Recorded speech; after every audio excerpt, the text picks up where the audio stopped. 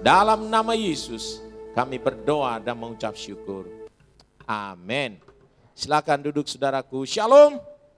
Ya, selamat pagi kita semua. Ya, senang sekali boleh beribadah bersama-sama saudaraku. Ya, dengan situasi yang agak bagaimana gitu. Ya, tapi saya percaya Tuhan ada di tengah-tengah kita. Ini menjadi satu ujian buat kita. Apakah kita mempercayai Allah kita? Ya. Dengan sungguh-sungguh menghilangkan semua ketakutan dan keraguan. Amin. Ya. Mari saudaraku, kebenaran firman Tuhan yang diberikan pada saya masih lanjutan dari firman Tuhan minggu-minggu sebelumnya ya. Bertekun dalam pengajaran, ya. Ya, maksudnya saya percaya ini terus saja disampaikan supaya kita betul-betul jadi seorang yang bertekun belajar sehingga kita mau jadi dewasa, makin dewasa di dalam Tuhan. Amin. Ya. Mari kita buka Alkitab kita, saudaraku, Ibrani 5 ayat 11 sampai 14. Ya. Tentang hal itu banyak yang harus kami katakan, tetapi yang sukar untuk dijelaskan karena kamu telah lamban dalam hal mendengarkan. Sebab sekalipun kamu ditinjau dari sudut waktu, sudah seharusnya menjadi pengajar. Kamu masih perlu lagi diajarkan azas-azas pokok dari penyataan Allah, dan kamu masih memerlukan susu, bukan makanan keras. Sebab barang siapa masih memerlukan susu, ia tidak memahami ajaran tentang kebenaran, sebab ia adalah anak kecil. Tetapi makanan keras adalah untuk orang-orang dewasa, yang karena mempunyai panca indera yang terlatih untuk membedakan yang baik daripada yang jahat. Poin dari ayat ini tentu adalah Tuhan mau kita tidak jadi anak-anak terus. Amin. Dia mau kita bertumbuh menjadi dewasa. Ayat ini berkata, aku bingung gitu kira-kira. Menurut waktu harusnya sudah jadi besar, dewasa. Tapi kenyataannya masih anak-anak, saya bingung gitu. Ya, saudaraku, saya buat gambarnya. Secara waktu kita normalnya sebagai jasmani kita ini bertumbuh dari anak-anak menjadi lebih besar, mungkin jadi remaja, lalu menjadi dewasa, akhirnya jadi orang tua. Itu secara alamiah normal. Mengapa? Karena dia makan terus. Coba enggak makan, pasti dia enggak bisa jadi besar, benar enggak? Ya, dan enggak ada orang yang akhirnya enggak makan, enggak apa-apa, aku anak-anak aja terus gitu. Ya, rasanya enggak ada. Makanya Rasul Paulus berkata, aku bingung, sulit dijelaskannya katanya. Ternyata gambaran secara jasmani ini tidak sama dengan apa yang ada di dalam kerohanian.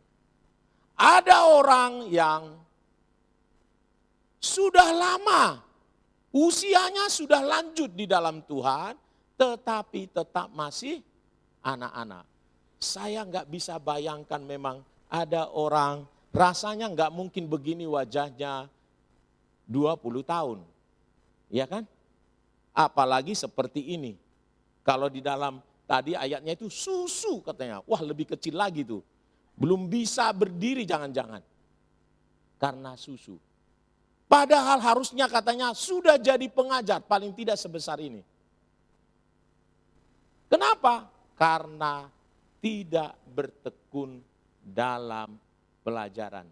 Tidak bertekun dalam makan. Gak ada orang yang gak mau makan ya. Kalau udah jam 12 langsung rasa lapar gitu ya. Wah, Oke, puasa mungkin karena puasa bisa menahan lapar, dan kalau dia puasa terus, dia langsung drop tuh, tubuhnya langsung drop ya kan. Apalagi nggak makan. Jadi nggak mungkin itu di dalam jasmani kita.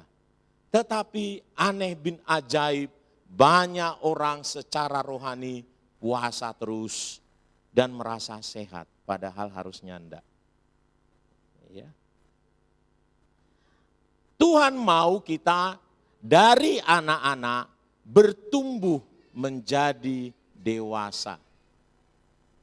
Tuhan mau kita tidak menjadi anak-anak terus.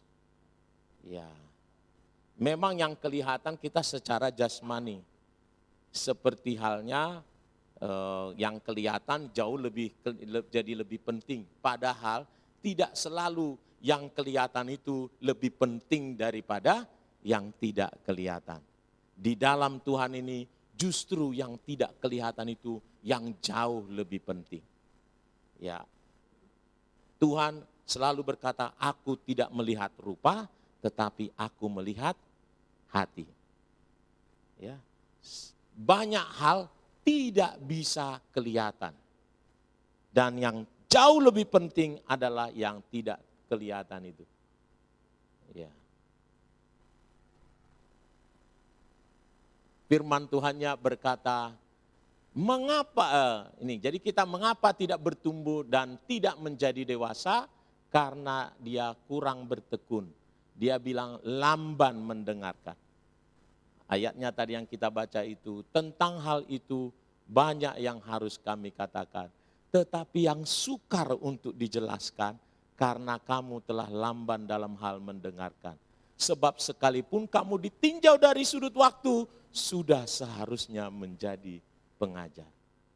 Saudaraku, saya kemarin dikirimin Pak Mora. Ada doktor termuda di Indonesia yang tercatat, usianya baru 24 tahun. Sebelumnya saya dapat undangan pengukuhan profesor. Ini teman saya dulu. Ya. Saya tahu dia biasa-biasa saja gitu ya. Lalu kemarin itu dia kasih ke saya undangan pengukuhan dia sebagai profesor. Saya bilang, wah kamu hebat sekali Prof. Saya panggil dia langsung Prof kan, hebat sekali. Dia bilang sama saya dan sangat menyentil saya. Dia bilangin, saya tidak sepintar Pak Oscar. Saya cuman bedanya sama Pak Oscar, tekun terus katanya, mau kuliah terus belajar terus kata dia. Waduh iya juga. Iya. Waktu saya dengarkan saudaraku biografinya dia, jadi dia dalam 20 tahun kuliah dia, jadi dia tamat SMA, ketemu sama saya masih tamat SMA, ijazahnya SMA. S1-nya Universitas Terbuka, jadi nggak kelihatan dia kuliahnya. Lalu dia S2 sambil kerja loh ini. Ya, lalu pindah ke Bandung. Jadi dia ambil S2 di Bandung, pindah ke Makassar, ambil S3 di Makassar, lalu pindah ke Semarang lagi jadi dosen. Lalu kemarin itu dikukuhkan jadi profesor. Jangka waktunya mulai dari kuliah itu sampai profesor 20 tahun. Jadi saya pikir-pikir sebenarnya kita bisa dalam 20 tahun bisa jadi profesor. Benar gak saudaraku? Dalam 20 tahun. Tetapi banyak orang, nah saya katakan banyak orang di dalam Tuhan usia rohaninya lebih dari 20 tahun, tapi SD juga belum tamat seperti kata firman. Susu terus masih dikasih. Bisa bayangkan betapa parahnya.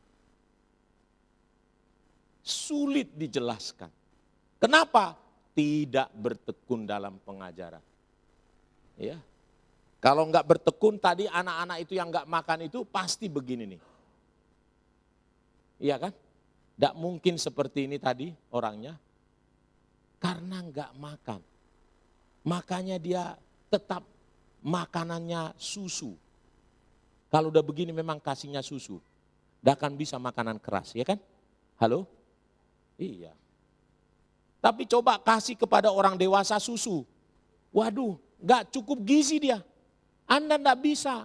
Makanya anak-anak umur 3 bulan susu semua sampai 6 bulan semua ASI. Tapi setelah itu kasih makanan tambahan. Setelah makin besar ASI susu tidak bisa lagi. Tidak boleh. Makannya nasi, tempe, kerupuk, sayur, ya kan? Gorengan, iya baru bisa makan di Mangujang ya. Selama dia masih bayi, jangan bawa ke sana. Tidak bisa, dia muntah dia. Iya. Dulu anak saya Michael, ya kami makan duren karena lewat dari rumah. Wah, ya zaman dulu saudaraku dari Gunung Pati naik ke Serondol jual duren. Mantap-mantap saudaraku. Jadi kami makan. Karena senang sama Michael kasih juga. Langsung masuk rumah sakit, rawat inap. Iya, enggak bisa makan susu lah untuk dia. Tapi untuk kita orang dewasa susu enggak bisa. Makanan keras. Tapi kenyataannya masih susu. Kenapa? Banyak anak Tuhan kondisinya seperti ini. Jadi makanannya susu. Mari kita melalui seri kebenaran firman Tuhan untuk ini bertekun dalam pengajaran ini, betul-betul nanti tangkap ini, saya mau bertekun dalam pengajaran. Kalau saya 20 tahun harus bisa jadi profesor, kata Pak Oscar ya. Amin. Jadi pengajar. Pengajar itu, profesor itu artinya guru besar. Pengajar, saudara. Dosen. Ya. Harus jadi dosen harusnya. Nah, mengapa bisa dipahami di gereja banyak anak Tuhan bahkan sudah melayani tidak memiliki anak PA. Kenapa? Dia belum mampu mengajar, itu masalahnya. Sebenarnya itu. Oh, enggak berani. Iya, dia anak-anak. Nah, kalau dia sudah dosen, ya disuruh ngajar, ya pasti mau. Mari kita tetapkan dalam hati, wah oke Pak Oscar, mari. Oke Tuhan, saya mau jadi profesor. Amin. Amin. Nah, mengapa kita harus jadi dewasa? Ini supaya kita terdorong ya. Tadi kalau soal ketekunan kemarin juga udah dibagikan apanya ya. Ini nih. Mengapa kita harus jadi dewasa? Ya. Alkitab berkata, selama seorang ahli waris belum wakil balik, sedikit pun ia tidak berbeda dengan seorang hamba. Sungguh pun ia adalah Tuan dari segala sesuatu. Meskipun engkau adalah anak Allah, engkau memiliki warisan janji-janji Allah dalam hidupmu, tetapi selama kita belum akil balik, katanya status kita tidak ada bedanya dengan seorang hamba. Apa hamba ini? Tidak menerima kuasa untuk mengelola dia sendiri, tidak bisa dia, nggak kayak dia nggak punya harta. Tetapi ia berada di bawah perwalian dan pengawasan sampai pada saat yang telah ditentukan oleh bapaknya. Sampai dia dewasa, dia akan di bawah perwalian. Selama saya masih anak-anak, harta saya ada, tapi tidak bisa saya kuasai, tak bisa saya dapatkan. Yang bisa dapatkan itu adalah wali saya. Mengapa banyak anak-anak Tuhan tidak melihat firman Tuhan terjadi atas hidupnya? Gak lihat bagaimana Tuhan jadi gembala yang baik untuk dalam kehidupannya. Karena menurut saya adalah karena ada ayat ini.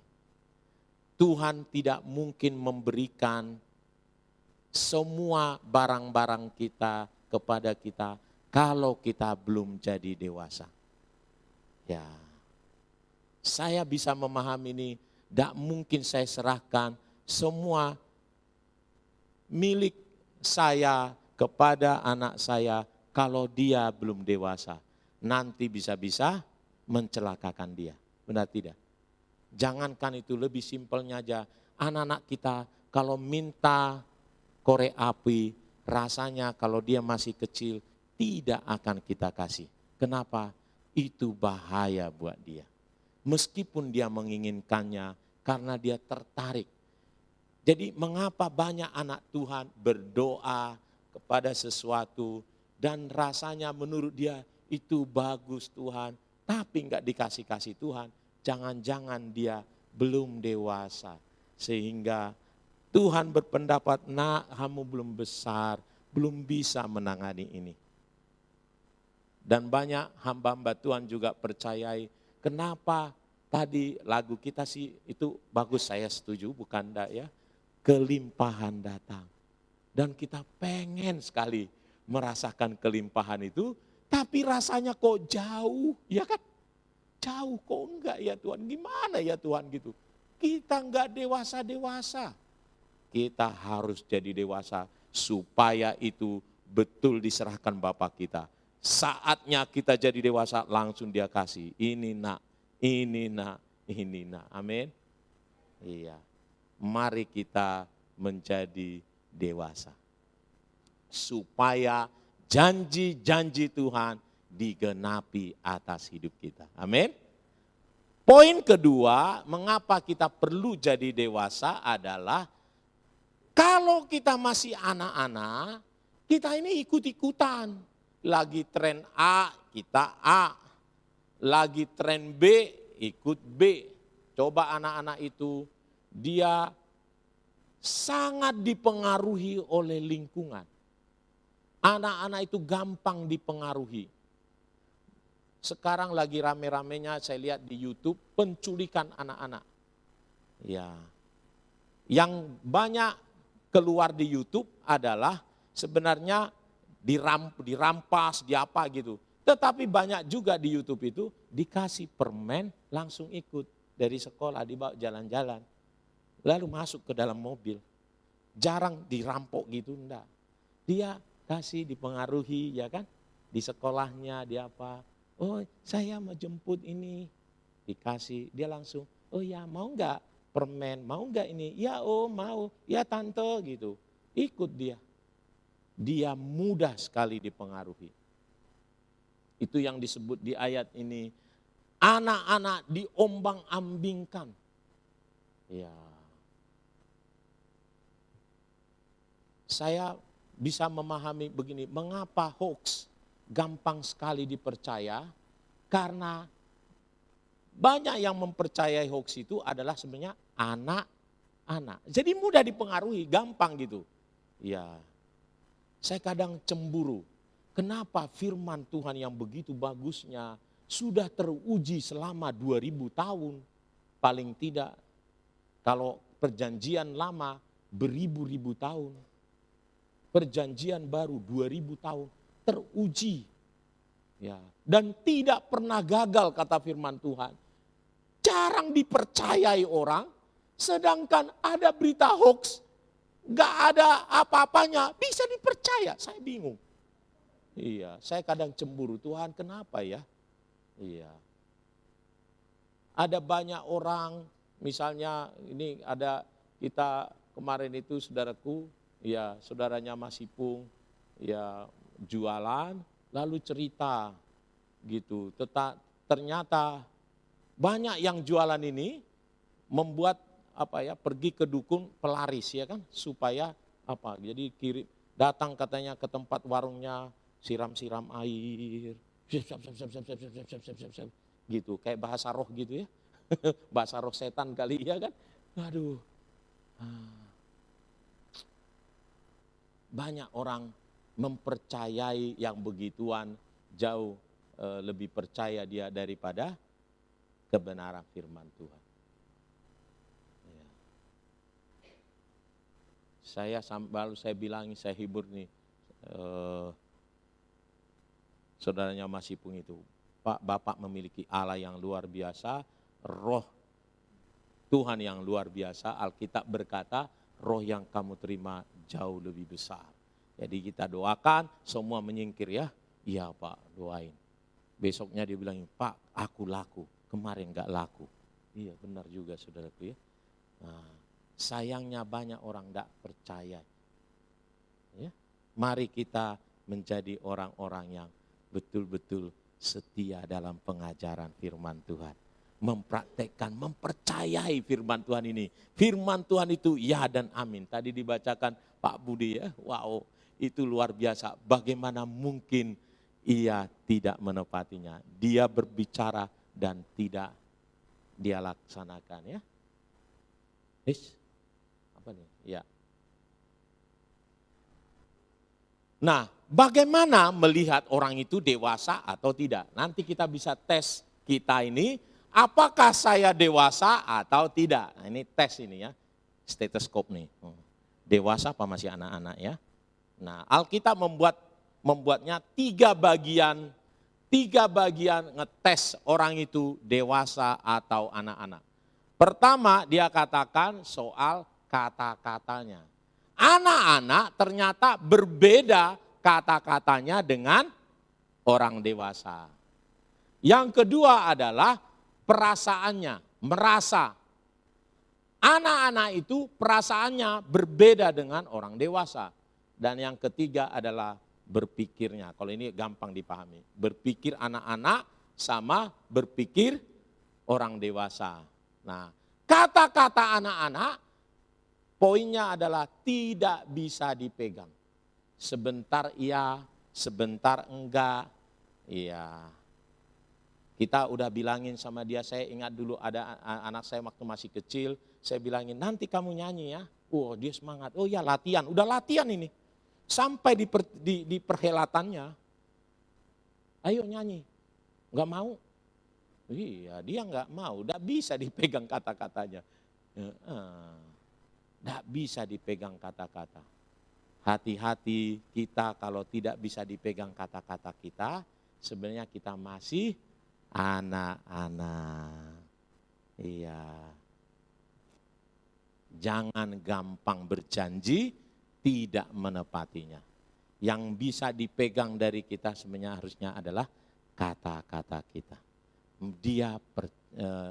Kita bertanggung jawab dengan apa yang kita ucapkan. Anak-anak kata-katanya gak bisa dipegang. Itu sebabnya menurut hukum gak boleh anak-anak membuat perjanjian. Karena dia belum bisa dipegang kata-katanya. Ya, itu apanya? Mengapa anak-anak gak boleh membuat perjanjian? Jadi saya dulu belajar hukum itu, jadi seseorang bisa dianggap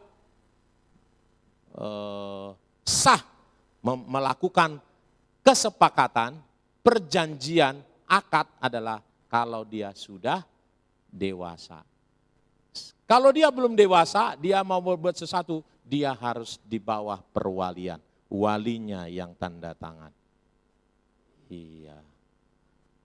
Makanya anak-anak belum sah tanda tangannya. Tapi kalau dia sudah besar, langsung sah. Iya. Yang kedua, soal perasaan.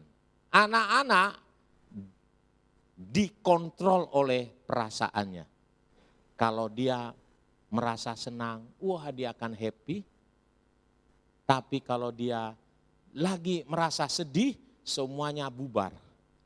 Iya, karena dia dikontrol oleh perasaan. Tapi banyak juga suami istri begitu ya. Tergantung perasaan, harus jaga perasaan kita. Kepada istri harus jaga perasaan, istri-istri menjaga perasaan suami. Karena kalau enggak nanti, wah bisa perang gitu. Itu artinya masih padahal udah dewasa ya. Makanya firman Tuhan itu kepada orang dewasa, suami-suami, hai suami, kasihilah istrimu. Ya, setia pada dia baik dalam keadaan suka, keadaan duka, keadaan apapun. Kenapa? Dia tidak dikontrol oleh perasaannya. Istri dibilangin tunduk pada suamimu dalam segala hal. Bukan kalau ada uang, abang disayang, enggak ada uang, abang ditendang. Enggak. Iya, itu anak. Iya, anak-anak kalau ada permen oke, ya kan? Kalau enggak ada, ya enggak jadi, saudaraku. Permen dulu. Iya, nah kalau ada istri begitu, anak, ya, dikontrol oleh perasaannya. Jangan mau dikontrol oleh perasaan. Ya, banyak orang ke gereja kalau dia lagi senang ke gereja, ya kan? Kalau ada masalah, ngapain kita ke gereja lagi? Ya kan? Kita enggak enak. Iya.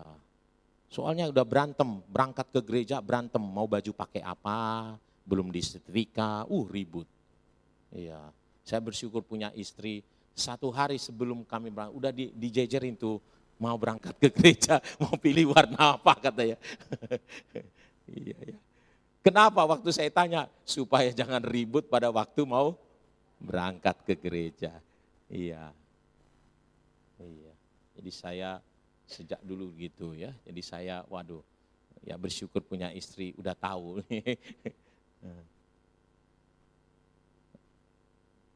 Kalau orang dewasa tadi tidak, kalau dia mau kerjakan ya kerjakan. Dia tidak perlu harus karena perasaan. Ya, dia kerjakan sebagai perintah. Saya kerjakan. Nah, itu orang dewasa. Bertanggung jawab. Amin. Yang ketiga adalah soal berpikir. Anak-anak itu tak berpikirnya pendek. Kalau orang dewasa pikirannya panjang. Kalau orang dewasa langsung belanja habis dalam seminggu. Uang untuk setahun. Wah, ini anak-anak itu namanya. Iya, anak-anak belum dewasa. Panjang pikirannya. Harus dia pertimbangkan segala hal. Ya, anak-anak lihat api tadi lilin misalnya, wah ini bagus, menarik, dipegang. Dia langsung kepanasan, baru dia berpikir, hei panas. Nah, anak-anak katanya merasa dulu, baru berpikir. Kalau orang dewasa, berpikir dahulu, baru merasa. Mari kita menjadi orang-orang dewasa. Ya. Caranya bagaimana? Nah ini. Tentu bertumbuh dengan firman. Belajar ini. Ini belajar dengan firman. Miliki kehausan untuk tahu. Ya. Orang mungkin tidak banyak tahu, saya sering kali ikut seminar finansial, seminar properti. Jadi saya banyak tahu, bisnis itu, walaupun saya kadang, saya nggak mau yang begini. Karena pengajarnya kan orang duniawi. Mereka mereka didrive oleh materi. Ya, buat dia kesuksesan kalau uangnya banyak. Buat kita tentu beda. Tapi saya banyak belajar Bapak Ibu. Ya. Berapa waktu lalu saya ajak istri saya, ayo ikut saya udah daftarkan seminar, belajar bagaimana membuat tempat penginapan. Gitu.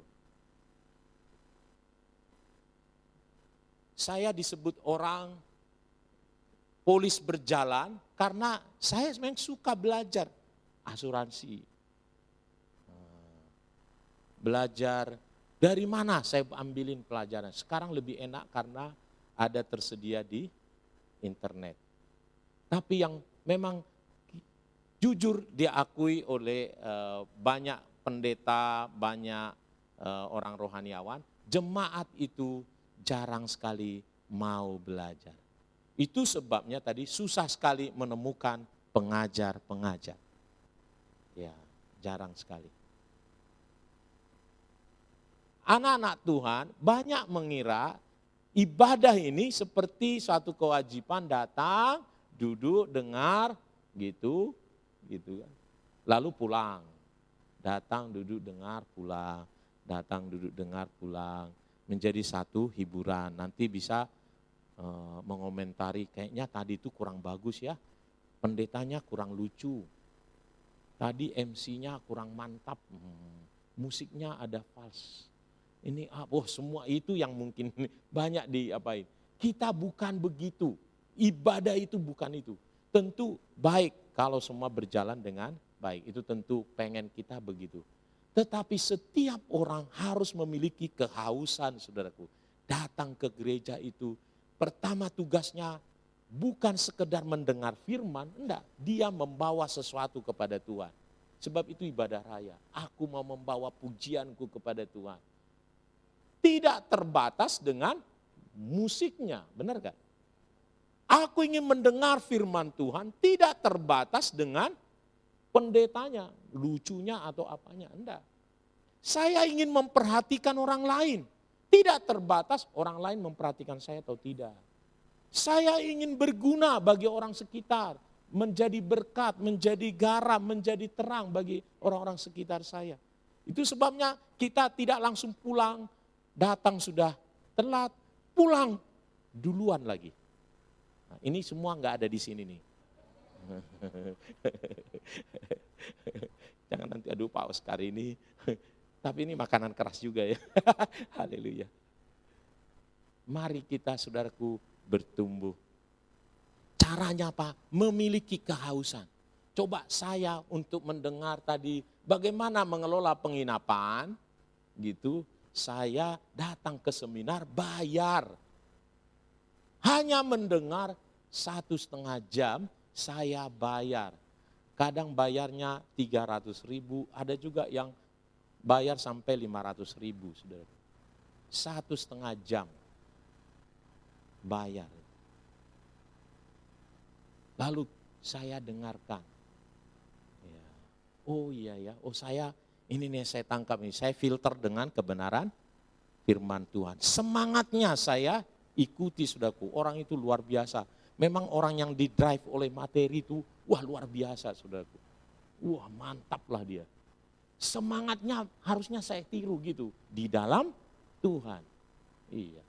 Dan saya praktekkan. Dan saya berhasil saudaraku. Iya. Makanya saya berani mengajar, kemarin itu saya ngajar Kingdom Financial Freedom. Ya. Sebenarnya itu saya combine antara apa yang saya pelajari itu, lalu saya lihat kebenaran firman Tuhannya. Mari Bapak Ibu memiliki kehausan, kelaparan akan firman. Sebab Mazmur 1 katakan, orang yang kesukaannya ialah Taurat Tuhan itu, renungkan itu siang dan malam, hidupnya sama seperti tanaman yang ditanam di tepi aliran air, menghasilkan buah pada musimnya. Daunnya tetap hijau, apa saja yang diperbuatnya berhasil. Jadi kalau minggu lalu Pak Mora bilangin aba gitu, bukan hanya sekedar aba tadi, ada kerinduan. Kalau aba jangan sampai dimaknai, waduh ini jadi satu pemaksaan, enggak, yang utama itu maksudnya adalah itu menolong kita supaya kita jadi membaca firman Tuhan. Tetapi yang jauh lebih tinggi lagi adalah kau memang memiliki kerinduan, kehausan untuk sesuatu, untuk kau lihat ini apa ini maksudnya. Amin. Ya, yang selanjutnya adalah ini saya enggak bahas banyak, lalu bertumbuh melalui persoalan, kemarin sudah disampaikan. Nah, tapi jadi ini belajar firman, lalu latihan. Nah ini nih, melatih diri. Alkitab berkata, latihlah dirimu beribadah. Latihan jasmani terbatas, tetapi latihan rohani ini berguna bukan hanya untuk sekarang, tapi juga untuk yang akan datang. Ternyata di dalam Tuhan ini perlu latihan. Jadi bukan hanya di sekolah kita ada tugas, ada latihan, ada PR gitu. Ya, setelah kita dapat belajar, kita perlu latihan. Sebelum ujian yang sebenarnya, perlu latihan. Nah, di dalam hal kerohanian ternyata sama. Perlu melatih diri kita. Latihannya adalah beribadah.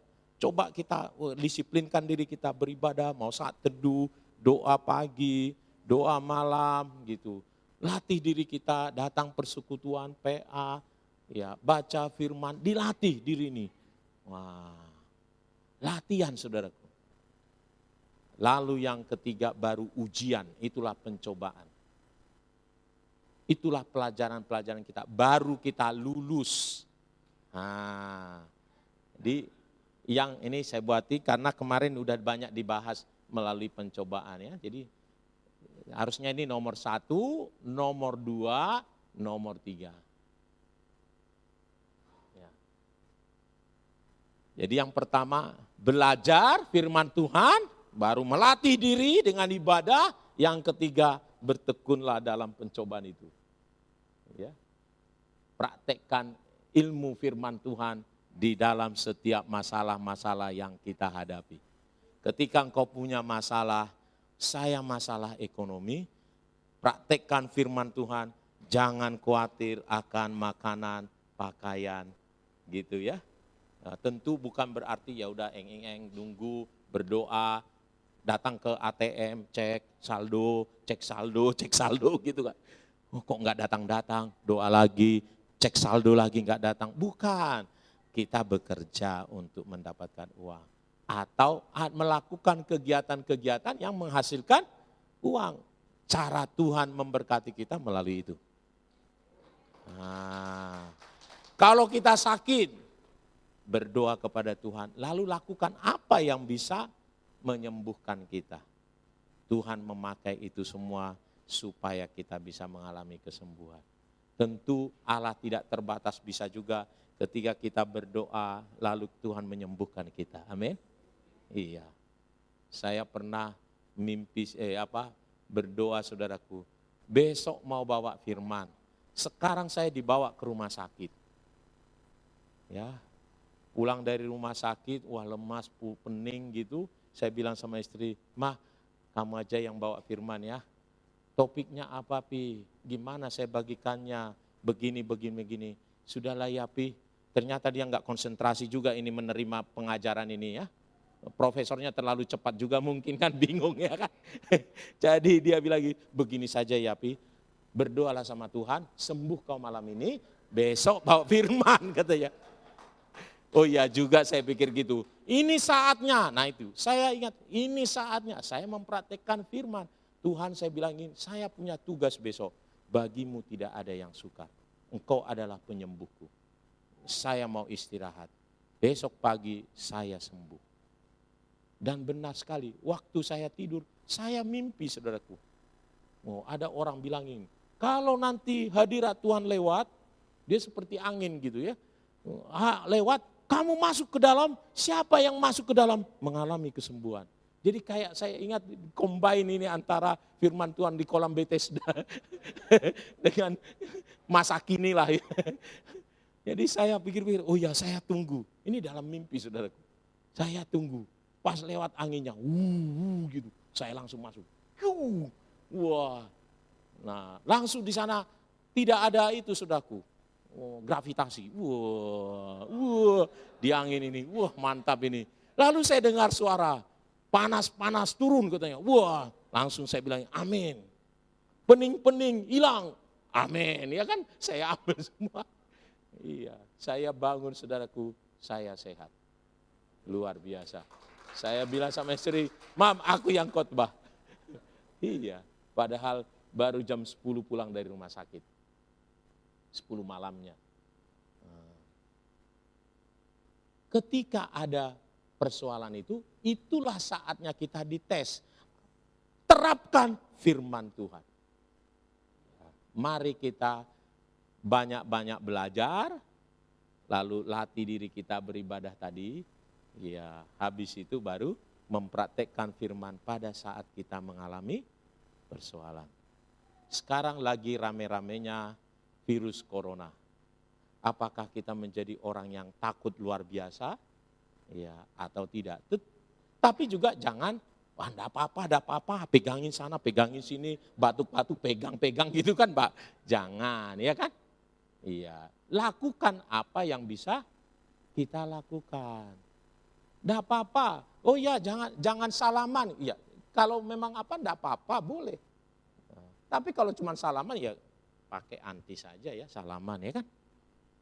Makanya di sana saya bilangin, pakai di sana cuci tangan antis. Ya, jadi cuci tangannya baru salaman. Memang kurangnya cipika-cipiki ya kan? Iya. Soalnya kebetulan kalau penyakit ini ya lebih banyak mengenai katanya pejabat-pejabat. Kenapa? Karena sering salaman itu loh. Iya, pergi kemana-mana. Iya. Jadi nggak peduli dia, makanya menteri, iya, wakil presiden, nah itu yang kena-kena. Bukan wakil presiden kita ya, maksudnya wakil presiden di Iran, nah itu. Iya. Sekarang menteri kita ada. Iya. Jadi kita berhikmat, tetap harus berjaga-jaga. Tapi percayailah Allah kita perlindungan kita. Ya, ada Mazmur 91 berkata, walaupun ada penyakit sampar, ada penyakit menular katanya di waktu petang, di waktu malam, artinya wah kalau petang dan malam, jadi kapan lagi kita jalan, nggak ada lagi, tinggal waktu pagi. Paginya berdoa artinya. Berdoa, walaupun ada siang, malam, petang, ya tidak akan menimpamu 1000 rebah di sisimu, ya kan? Engkau hanya menontonnya. Percayalah kita. Ya, tapi tadi bukan percaya yang tanpa bertindak, berbuat sesuatu. Amin. Ya. Baru yang ketiga tadi ini nih ya. Dan semua itulah yang memerlukan ketekunan. Tekun dikerjakan artinya jangan sebentar-sebentar, sesempatnya jangan, ya, apalagi cuman sekali juga jangan, terus menerus. Engkau akan lihat, kalau engkau terus belajar, yang tadinya enggak bisa baca, bisa jadi profesor, jadi pengajar. Mari kita bertekun dalam pengajaran ini, amin. Iya. Besok-besok rindukan kalau mau datang gereja, datang PA, datang apa gitu. Ya, rindukan apa ya yang saya mau dapat hari ini. Ya. Saya biasakan juga dalam diri saya kalau baca sesuatu, apa ya saya baca di sini ya. Ya, dan itu menolong saya mau lihat buku ini berbicara mengenai apa ya? Apa ya yang saya mau dapat? Gitu. Padahal dari dulu sebenarnya kita terdoktrin itu kalau saat teduh. Saat teduh itu adalah langsung bertanya dalam diri saya, apa yang saya pelajari dari pelajaran ini? Benar enggak? Nah, mari kita begitu. Kalau datang ke gereja, apa ya yang mau saya dapat hari ini? Rindukan deh. Nah, jangan tunggu dikasih, ambil, itu yang benar sebenarnya. Jangan tunggu dikasih. Ya, kalau kita tunggu kasih nggak dapat saudaraku. Tapi ambil. Nah ini, ambil. Jadi tunggu, nikmati. Dan walaupun kita baca saudaraku, ya kami baca ada buku saat teduh kami setahun, sudah mungkin 3 tahun kami baca. Tetapi selalu surprise, selalu dapat berkat yang baru. Ya, jadi karena apa? Apa ya yang kita bisa dapat? Ya. Kami 4 bisa sama anak sama kami gitu ya saat teduh. Yang saya dapat bisa berbeda dengan yang didapat oleh anak saya. Dan itu memperkaya kami. Sekali saat teduh bisa dapat 4 pelajaran jadinya. Kalau kita memiliki kehausan. Kalau kita memiliki kerinduan. Mari kita tetapkan dalam hati kita. Amin saudaraku ya. Saya mau bertekun dalam pengajaran. Amin. Saya mau belajar. Saya tidak mau anak-anak. Saya mau jadi orang dewasa. ya, menjadi orang dewasa. Tuhan memberkati, mari kita datang kepada Tuhan.